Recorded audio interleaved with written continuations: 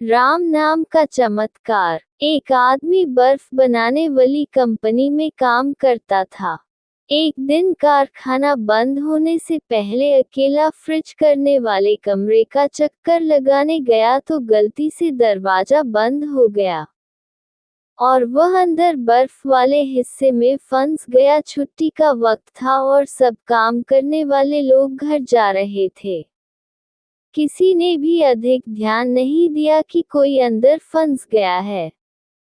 वह समझ गया कि 2-3 घंटे बाद उसका शरीर बर्फ बन जाएगा। अब जब मौत सामने नजर आने लगी तो भगवान को सच्चे मन से याद करने लगा। अपने कर्मों की क्षमा मांगने लगा और भगवान से कहा कि प्रहलाद को तुमने अग्नि से बचाया, अहिल्या को पत्थर से नारी बनाया, शबरी के जूठे बेर खाकर उसे स्वर्ग में स्थान दिया। प्रभु, अगर मैंने जिंदगी में कोई एक काम भी मानवता व धर्म का किया है तो तुम मुझे यहाँ से बाहर निकालो। मेरे बीवी बच्चे मेरा इंतजार कर रहे होंगे। उनका पेट पालने वाला इस दुनिया में सिर्फ मैं ही हूँ। मैं पूरे जीवन आपके इस उपकार को याद रखूंगा। और इतना कहते कहते उसकी आंखों से आंसू निकलने लगे। 1 घंटे ही गुजरे थे कि अचानक फ्रीजर रूम में खटखट की आवाज हुई। दरवाजा खुला, चौकीदार भागता हुआ आया।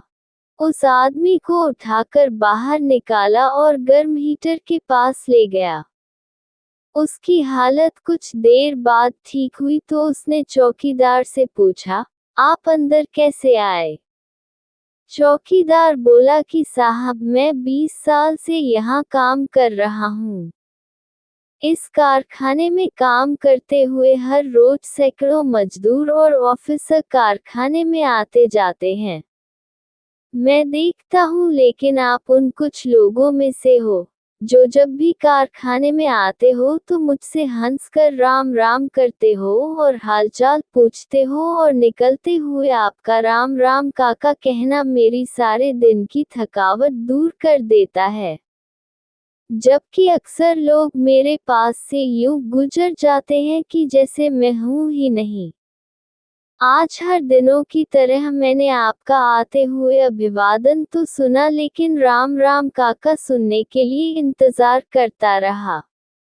जब ज्यादा देर हो गई तो मैं आपको तलाश करने चल पड़ा कि कहीं आप किसी मुश्किल में ना फंसे हो। वह आदमी हैरान हो गया कि किसी को हंसकर राम राम कहने जैसे छोटे काम की वजह से आज उसकी जान बच गई। राम कहने से तर जाओगे। जय श्री राम।